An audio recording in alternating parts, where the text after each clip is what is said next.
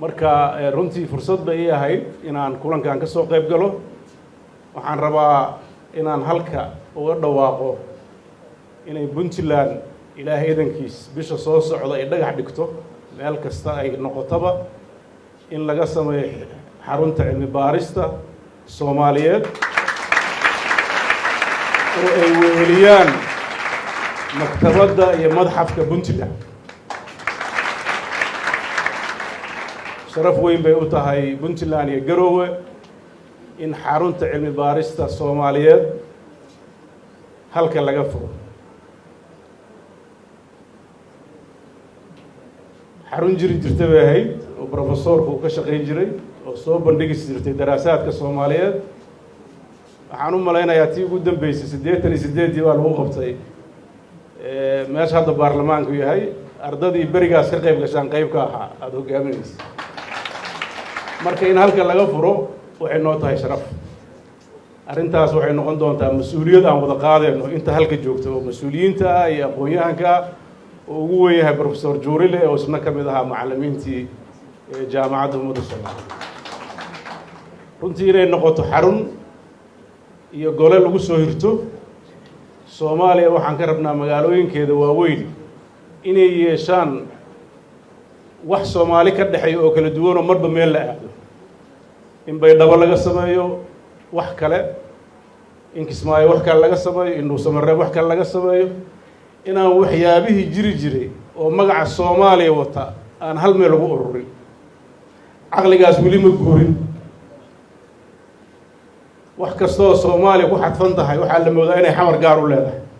waana khalad marka waxaan rabnaa wax Soomaalida ay wadaagaan qayb ka mid ah in magaalooyin kale la dhigo mustaqbalka xataa xukuumadda iyo baarlamaanka la qaado midba meel la geeyo sida dunida qaybtood sida la isugu soo dhaweyn lahaa marka Puntland iyo Garowe waxay diyaar u tahay waxa Soomaali ka dhaxay qayb ka mid ah inay marti geliso si Soomaali wada jirkeeda loo ilaaliyo si Soomaaliya midnimadeeda loo ilaaliyo inta hadda maqan na runtii loola yimaado wax ay ku soo hiran karaan oo sax in la dareemo hay'ad kasta oo ama dawli ah ama aan dawli ahayn ee dadka ka dhaxaysa waa inuu qof walba ku dareemaa lahaansho oo qayb ka leeyahay marka insha Allah waxaan rajayn doonaa Puntland in aqliga noocaas iyo fikirkaas aan qayb ka qaadan doono haddii Ilaahay idmo qaban doono shirar Soomaali ka dhaxeeya oo aan rajaynayo in mar labaad aqoon-yahanku waa maqlayaaye haddaan siyaasiyiinta nahay waa isla garan weynay dhamaystirka dastuurka hana laga wareejiyo isfaham weyna annaga nin siyaasi oo qarqarka wax ku wata oo tayada soconaysa dhahaya way adag tahay inay wax isla gartaan hadda maalin walba waxa la dhahaa dowladda Soomaaliya waxa hortaagan dhamaystirka dastuurka indhaha hadda aan u jeedo ee siyaasiyiinta hadda Soomaalida uma arko inay dastuurka aan u jeedo inay dhamaystiri karaan marka waxaan jeclaan lahaa bal hadhow xataa siyaasiyiinta dadweynaha khasbi kara ee aqoon-yahan isxilqaama inay shaqadaa qabtaan oo intay ka doodaan u soo bandhigaan ee dhahan dastuurkeena sidaan inuu u egyahaan rabnaayo maxaa ka qabtaan siyaasigu waa khasbanaanaya marka dambe laakiin haddii la yiraahdo adigu saartid ka yar hadde waad arkaysaan waxa socdaan u malaynaya taas marka waxay u baahan tahay talo kale in mararka qaarkood kelmadaha saxda ah la sheego ceeb iyo dhaleecayn ma waa wax dhiskay qayb ka mid tahay dalka la dhisay hadalkay waxaan ku soo gabagabaynayaa Puntland xoogaa yar baa iska leenoo faanka waa jecelnahay waxaas walba annaga ugu horreyna waan idhaahnaa laakiin hadda hal ciladaa taaganoo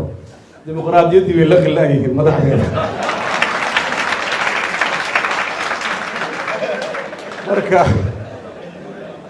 marka shacabku waxaan odhan lahaa ay siyaasiyiinta reer Puntland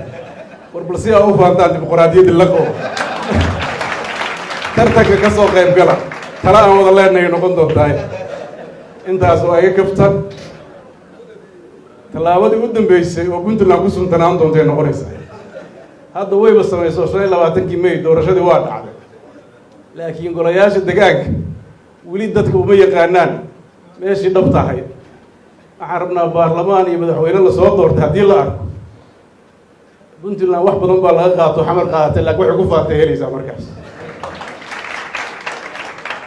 soomaalida kalena waxaan ka baxsanaynaa war xogaaga faankaa noo daya haddaa waxay kala qaadatay waa lagu dhegan yahay oo waxaa la leeyahay puntland iyaysan taa ku tallaabsan marka siyaasiyiinta saaxiibada xamar jooga fariintaa u dira ayagana waxay yihiin war bur puntland lugaha ka foqa ha ku dheganaane arrintaas waa muhiim waa arrin noo wada taalla waa waxaa leedihiin waxaynaga leenahay maaha wax kastoo puntland qabsatay sida saaxiibadeenna hargeyso oo cararay ma niyine soomaali waa nala leedahaye wax ku darsada marka arrintaas waxaan rajaynayaa maanta fariintaas in way ku habbooneen dad badan oo halkaa waan arkay saaxiibkay xasan sheekhna halka waa arkaa dadka halka isugu yimid qaarkood 40 sano ka badan baan aqaana marka waa ogahay fariintu waa gudbin karaa marka waxay la tahay Soomaali intay isu timaado wada hadasho aad bay muhiim u tahay qunduraafka aan iska dayno ninkii afkiisa wax ku goosan waayo hadduu xoog iyo xabad kula cararo meel u geynayo ma jirayso shabaabku la mid noqonayo jilib buu la fadhinayo waa aragtay shabaab jilib bay soo dhaafi lahayn iyo duurka marka ninkii rabo inuu duur galo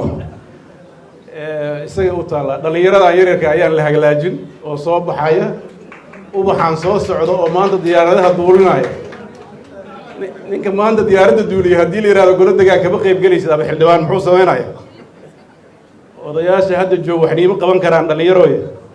innovationka aad sheegaysaan meeshaa ku qaban lahayd anu ku cun lahaydaan laga rabaa siyaasadda soo galo oo dalka wax ku hogaamiya waa mahadsantihiin